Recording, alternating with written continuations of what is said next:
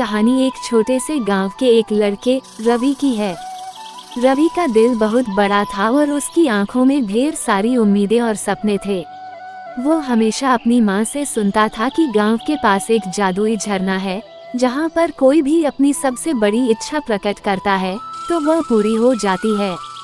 लेकिन किसी ने भी कभी उस झरने को देखा नहीं था। ये बस एक रहस्य था जिसे गांव वाले पुराने समय से सुनते आ रहे थे। रवि को ये बात बहुत आकर्षित करती थी। वह सोचता था कि अगर सच में ऐसा कोई झरना है तो वह अपनी माँ की बीमारी ठीक करने के लिए वहाँ जरूर जाएगा। उसकी माँ काफी समय से बीमार थी और गांव में कोई डॉक्टर भी नहीं था। रवि ने ठान लिया कि वह उस जादुई झरने को ढूंढेगा और अपनी माँ की बीमारी ठीक करेगा। एक दिन रवि जंगल की ओर निकल पड़ा। वो कई घंटों तक पैदल चलता रहा। रास्ते में उसने तरह तरह के पक्षियों की आवाजें सुनी और पेड़ों की छांव में आराम किया। वो लगातार सोचता रहा कि वह जिस झरने को खोज रहा है वह आखिर कहाँ होगा। कई दिनों तक ढूंढने के बाद रवि एक घने जंगल के बीच पहुंचा, जहां एक सुंदर झरना बह रहा था। ये वही झरना था जिसके बारे में उसने सुना था। झरने का पानी क्रिस्टल की तरह साफ था और उसकी आवाज बहुत ही मधुर थी। रवि ने ध्यान से देखा और एक आवाज सुनी, तुम यहाँ क्यों आए हो?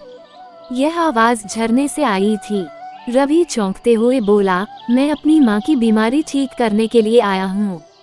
क्या आप मेरी मदद कर सकते हैं? झरने की आवाज फिर से गूंज उठी, तुम्हारी माँ को ठीक करना मेरी ताकत के बाहर है, लेकिन मैं तुम्हें ये सिखा सकता हूँ कि असली शक्ति क्या है। तुम्हारी इच्छा पूरी होगी, लेकिन इसके लिए तुम्हें एक मूल्य चुकाना होगा। रवि ने तुरंत कहा, मैं कुछ भी देने को तैयार हूँ। मेरी माँ को ठीक करना है। झरने की आवाज ने कहा, तुम्हें अपनी सबसे कीमती चीज देनी होगी, वह चीज जो तुम्हारे दिल के बहुत करीब हो। रवि को ये सुनकर थोड़ा डर लगा, लेकिन उसने अपनी माँ के लिए अपने दिल में एक मजबूत विश्वास रखा। उसने अपनी माँ की फोटो को अपनी जेब से निकाला और कहा, यह मेरी सबसे कीमती चीज है जो मेरे दिल के पास है। झरने की आवाज में एक मधुर गूंज थी और अचानक एक चमकदार रोशनी झरने से बाहर आने लगी।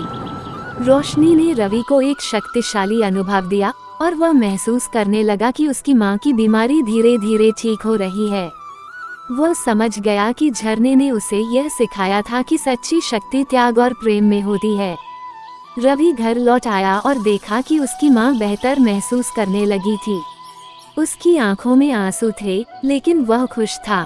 उसने महसूस किया कि जादू वास्तविक था, लेकिन वह जादू किसी शक्ति से नहीं, बल्कि उसकी अपनी ममता और संघर्ष से था।